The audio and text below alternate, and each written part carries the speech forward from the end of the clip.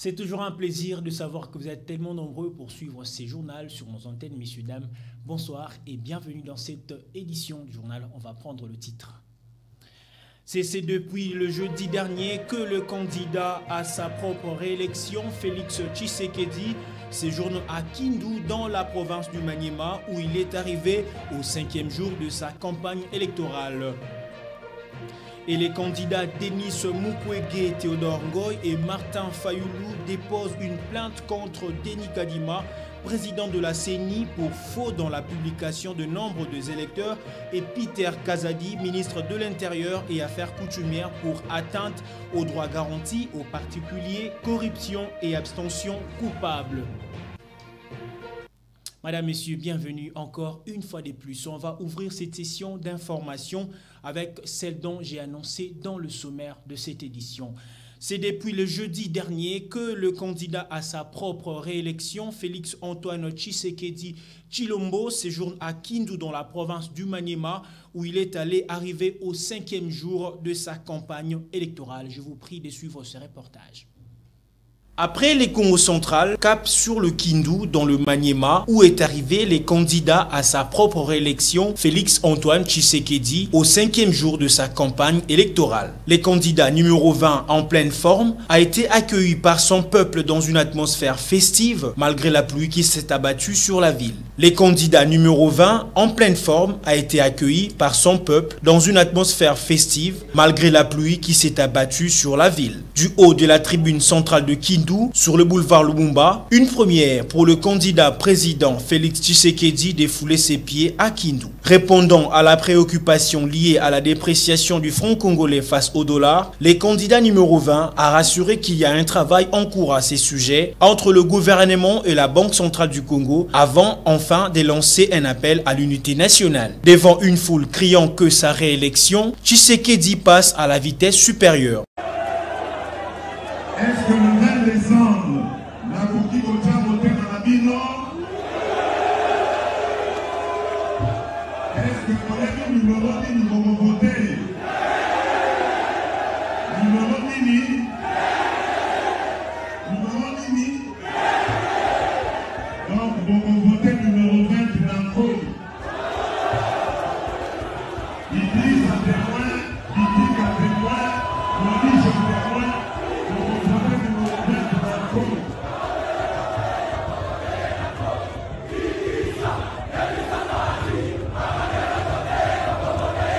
Félix Antoine Tshisekedi appelle aussi les jeunes du Maniema à s'enrôler massivement dans l'armée. L'occasion est offerte à vous jeunes de vous enrôler massivement au sein des forces armées de la République et dans la police pour faire face aux ennemis de la nation, a déclaré Félix Antoine Tshisekedi, candidat président de la République à sa propre réélection. Pour rappel, la campagne électorale qui a débuté le 19 novembre dernier reste la seule occasion aux 26 candidats présidents de la République qui concourent pour le 5 années à la tête de la République démocratique du Congo.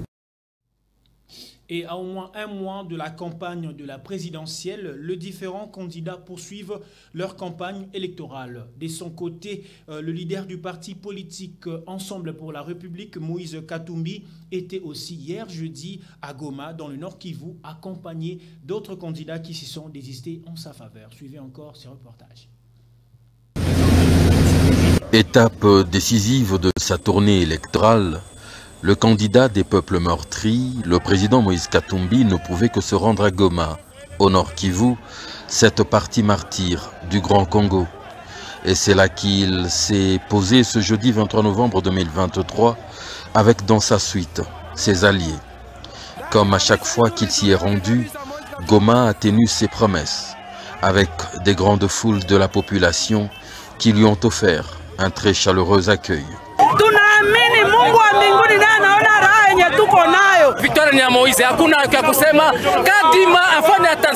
Comme à ses habitudes, il va parcourir à pied, pas après pas, la très longue distance qui sépare l'aéroport du lieu du meeting.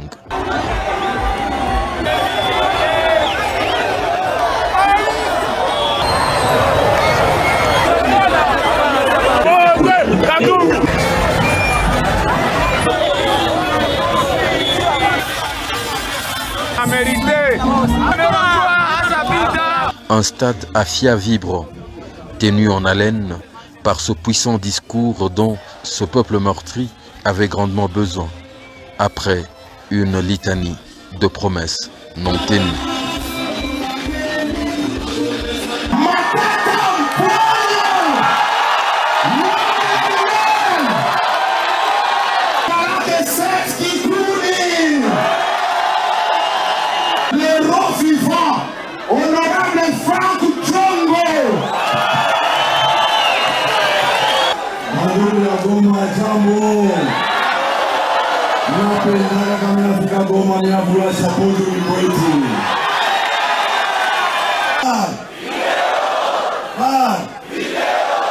Pole kwanza, itate siege watu wanafariki mingi, tunasikilizana. Bali tunakaka sema mitakuwa kuikala Goma, nitaisha vita Goma, mlibaona hapa?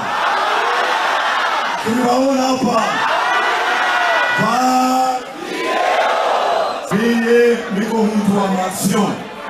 Nishafanya maction mingi sana Mgoma, mitasema tunasikilizana. Nishina mtu wa bongo, tunasikilizana. Anasema mambo ya insecurity huko inapita. Banani walitaka ba M23 kunegosia Kinshasa. Ni banani walitaka. Banani walitaka.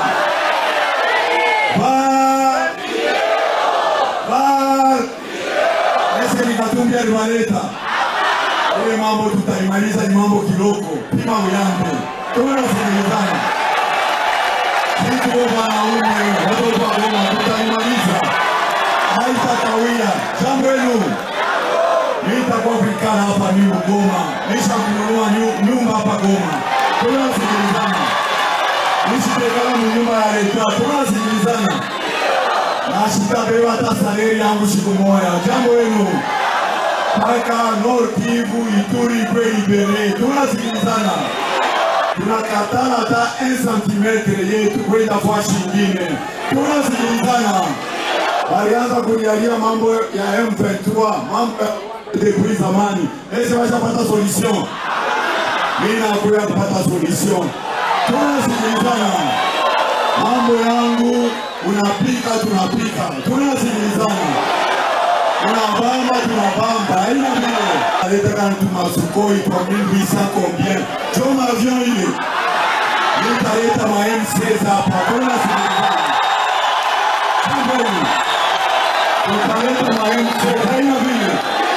Tuleta ntumakarton wanaleta nituwabu. Nipila franga ya leta. Nani alitaka Burundi? Haina mbele. Mimi nitakufa jua Nord Kivu. Nikwe tuku. Haina mbele. Mwambie wanashindwa wafunge milango waanze kufanya nini? Wafanye nini? Kule mambo wafanye nini? Goma itakuwa kapitali ekonomiki. Tunasikilizana. Hata makazi hawapatie watoto wa Goma. Banaleta kwa watu.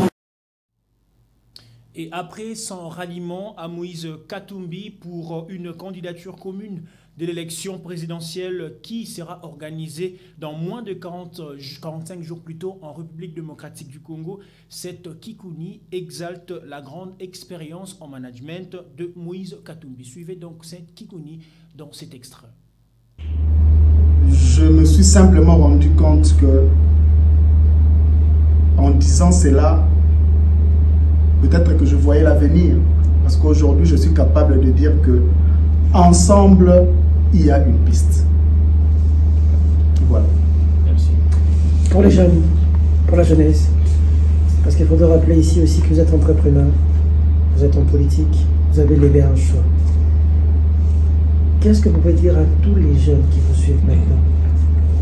Quel est l'avantage du choix que vous avez fait maintenant pour la jeunesse? L'avantage est que dans plus ou moins 45 jours, nous aurons un président de la République qui a une très grande expérience en matière de management, de gestion. Et notre pays en ce moment a besoin de cette personne qui peut transformer tout ce qu'il touche en or. Il a cette expérience-là. Je je me bats pour l'amélioration des conditions matérielles de tous les Congolais. Et les jeunes Congolais sont les premières victimes du sous-développement. Je le dis toujours, nous ne vivons pas au XXIe siècle et nous devons intégrer le XXIe siècle.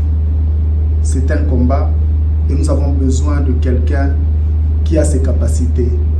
Et l'avantage que nous avons cette fois-ci est qu'il ne sera pas seul. Les candidats présidents qui ont décidé de l'accompagner disposent aussi d'une très grande expérience et ensemble, nous pouvons bouger les choses et le Congo ne sera plus le même d'ici quelques mois. Voilà. Merci. À moins d'un mois de la tenue des élections en République démocratique du Congo, Denis Kadima, président de la CENI, fait les points sur la situation, notamment en ce qui concerne le préparatif par son institution de ces grands rendez-vous. Suivez Denis Kadima via ses duplex. Bon, écoutez, je ne vois pas la logistique nécessairement comme un défi parce que ça a été planifié. Nous avons, depuis le début, mis en place des plans en tenant compte de la réalité de notre pays. Nous savions qu'il y aura la saison de pluie. Les défis sont là simplement parce que nous avons un pays immense et parfois les acquisitions prennent du temps, parfois les paiements prennent du temps et comme conséquence, la distribution du matériel peut prendre du temps aussi.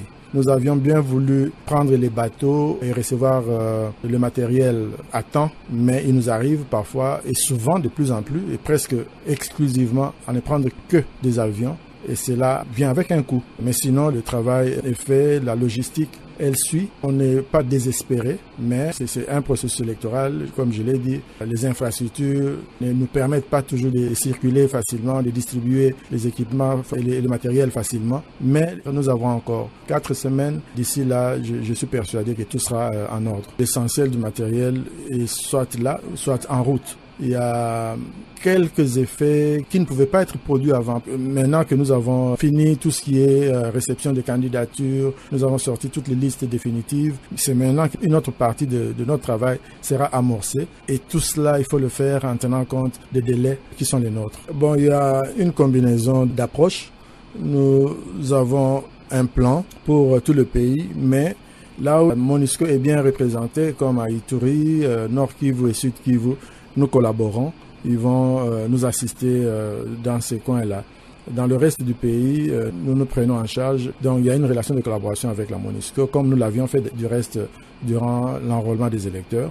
Donc cela est en train d'être reproduit pour les scrutins. Oui, nos coûts augmentent tous les jours parce que chaque jour qui passe, si le plan de distribution du matériel n'est pas scrupuleusement respecté, et du coup, il y a un coût additionnel parce que ça signifie qu'il faut un moyen supplémentaire ou sinon un moyen de transport plus rapide. C'est vrai, c'est un coût. Quant au financement, il vient, il n'est pas encore total, mais nous recevons graduellement ce qu'il nous faut. Bon, évidemment, le gouvernement nous donne ce qu'il a. Il ne peut pas nous donner ce qu'il n'a pas. Nous sommes au travail. Nous avons multiplié les points de distribution ou de délivrance de ces cartes. Avant, nous étions limités aux antennes. Et les antennes, il y en a qui sont 176 si nous excluons Masisi, Rutshuru et Kwamut. Mais aujourd'hui, nous sommes passés de 176 à 856 points de délivrance de cartes. Donc ça signifie que nous sommes confiants que nous allons atteindre la population et ce problème sera résolu. Vous savez, quand vous analysez un processus électoral, vous devez faire attention quand vous vous focalisez sur les difficultés. Parce que les difficultés, il y en a toujours. Il y en aura toujours. Mais la question qu'il faut se poser, c'est celle-ci. Est-ce que les difficultés qui se posent seulement dans une partie du pays ou bien elles se posent de façon égale à travers tout le pays? Et quand ces difficultés se posent, elles se posent de la même manière et les solutions sont trouvées pour tout le monde. Une difficulté opérationnelle, technique, ne doit pas être perçue comme étant politiquement motivée. Et dès qu'on a d'abord compris ça, on devient un peu plus compréhensif et on peut même aider la CENI à trouver la solution. Et moi, je pense que la CENI a eu des difficultés et il y en aura encore parce que tout le monde reconnaît, c'est un pays vaste. Nous avons commencé le travail avec 28 mois de retard. Le financement n'est pas toujours disponible parce que nous sommes un pays à revenus limités. Nous continuerons à nous battre jusqu'au dernier jour pour que nous ayons de bonnes élections, des élections de qualité et que le meilleur l'emporte. Et avant de continuer, nous allons prendre cette nouvelle en bref. Le samedi 25 novembre prochain, en RDC bien sûr, la place de l'indépendance de Bukavu servira de cadre au candidat président de la République, Denis Mukwege, pour tenir son premier meeting populaire de la campagne électorale.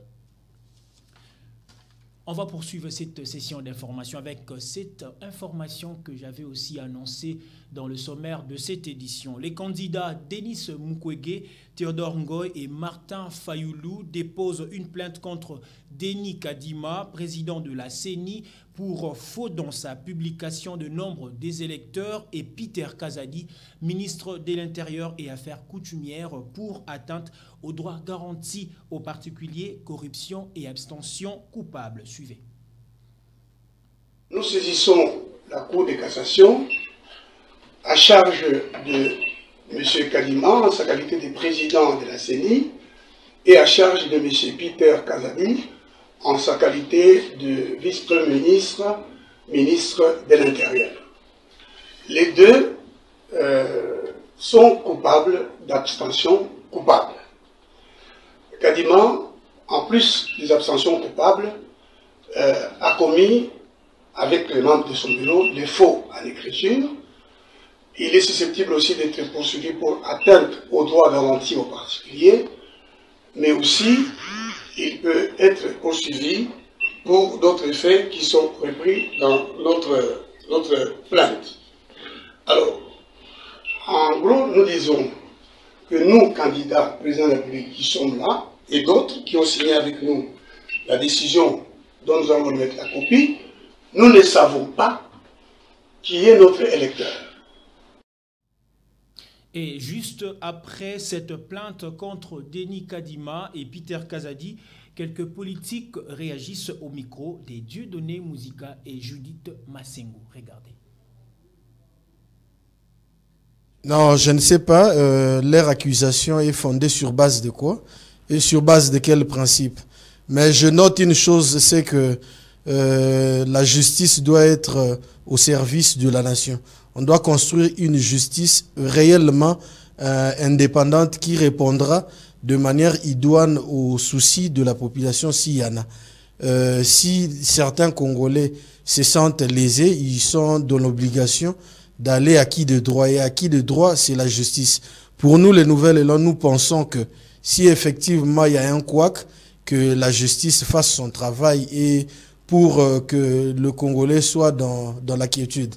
Et pour nous, nous pensons que lorsque nous serons au pouvoir, nous allons effectivement construire une justice qui répondra, comme je vous ai dit, de manière idoine aux soucis de la population. C'est ça, ce que nous comptons faire lorsque nous allons prendre le pouvoir. Bon, c'est une question à prendre avec beaucoup de sérieux. S'il faut que les ministères de l'Intérieur disposent les éléments de la police pour assurer de manière efficace la sécurité de candidats à la présidentielle de la République, moi je ne trouve aucun inconvénient. Donc il est de bonne loi de se conformer à ce que dit la loi pour que la paix règne entre citoyens. Les régimes en place fournissent des efforts pour discriminer les Congolais. Vous allez voir vous-même la situation qui s'est passée dans le Bandundu, dans le Kivu, il y a toujours une discrimination. On traite les Congolais pas de la même manière, de façon équitée ou équitable. On ne cherche pas, on ne soutient pas les Congolais en respectant la loi ou en appliquant la loi. C'est ça en fait les méthodes de ces régimes dictatoriaux et tribaux. La première des choses qu'il faut noter, lors des élections de 2018, vous avez vu quand même vous-même, vous avez vu vous-même comment on a pu donner les 25 policiers à tous les candidats, y compris lui-même Félix Tshisekedi, Moutoua Tondolo, comme les gens les appellent. On lui a donné même 25 véhicules. Mais dans tous ces véhicules, on a donné des policiers et des véhicules, et même la police disponibilisait la nourriture pour les policiers. Et même à la fin, ils ont eu des primes de la police congolaise. C'est ça les hommes d'État. Les régimes actuels font tout pour nous donner des élections bâclées dans l'unique but de faire passer Félix Tshisekedi. Cette action trouve son fondement parce que En 2018, tous les candidats méritent la sécurité. Tous les candidats ont droit de bénéficier de la sécurité. Mais maintenant, si aujourd'hui ce régime dictatorial et tribal, par médiocrité, veut toujours faire de Félix Tshisekedi le roi soleil, l'homme qui bénéficie de l'argent de l'État, l'homme qui doit avoir l'argent de l'État et l'homme qui doit avoir tout ce qui provient de l'État congolais dans l'unique but de pouvoir être réélu, être candidat, être président de la République à nouveau, c'est en fait consacrer la balkanisation du pays. Nous disons, nous sommes contre ces élections parce que ces élections se déroulent dans un état de guerre civile. Il y a une guerre civile dans la République démocratique du Congo et il est important que nous puissions arrêter ces élections qui vont seulement permettre à la guerre civile de s'accentuer, permettre aux tensions d'aller parce que ce sont des élections chaotiques, vu le régime, vu la CENI, des élections bâclées. Et d'un contexte à un autre, lui, de son côté, l'ancien gouverneur de l'ex-Équateur, les sénateurs José Makila estiment que Félix-Antoine Tshisekedi Tshilombo a échoué après 5 ans de gestion. Dans un message audio, il demande aux populations du Grand Équateur de ne plus croire aux fausses promesses du président sortant. Écoutez donc José Makila via Siduplex. Population alembi akopona bato elobi eza bato aponaki te ekomi bato mosusu nde bakei po dictature oyo Félix Tshilombo Tshisekedi ati yango wana na mboka wana yali dictature akoboma mboka il faut koyekola gestion ya leta ndenge ezali mais ye mbala moko pu na mutu ya mboka yango wana bomoni peut-être okotuna ngai tokokoma nango yango ozomona catastrophe oyo tozopase nango na kati ya mboka catastrophe mboka ezongi nsima na 100 ans. Elles allaient sur le plan politique, elles allaient sur le plan social, elles allaient sur le plan économique. Nyonso mboka ezongi sima na 100 ans. Bazwi bino mbongo nyonso ya ram. Mbolo ebele mbongo ya ram oyo Félix Tshisekedi azwi yango na ministre na ye. Bati yango wapi mbongo wana mbongo na bino. Ebele ya mbongo wana bati yango wapi. Bandeko na ngai. Bokotala ata mukete bokotele malobi lokola la ngulu na se ya moi. Pona bien ya bato songolo oyo bazoliaka mbongo na famille na bango bino par na bino ezali nini na kati union sacrée eliki koloba nini réalisation ya union sacrée ezali nini vision ya union sacrée ezali nini contenu ya union sacrée ezali nini eloko moko eza te eza vide de contenu zéro. Alors eloko nini bakoyebisa bato ke tosalaki boye bopesa biso ngonga po tokoka kosilisa tosalaki nzela boye esili te bopesa biso ngonga tosilisa totali nzela gemena zongo esili te bopesa biso ngonga tosilisa totalaki 1000 écoles tosali 800 etikali 200 tosilisa totalaki 300 hôpitaux et totali 150 etikali 150 tosilisa non wana ezali mawa mokolo candidat numéro 20 Tshilombo akoleka botuna ye question oyo question ya liboso mbongo ya ram eza wapi azongisela bino mbongo ya ram question ya mibale procès ya 100 jours procès ya 100 jours po mbongo wana biso nde bato totikaka na banque centrale ntango baye bazwi yango procès ya 100 jours esuka wapi ya misato banque esalisaka gemena Afriland de banque 20 millions nango ekei wapi 20 millions ya Afriland de banque ekei wapi apesa bino réponse nango ya minei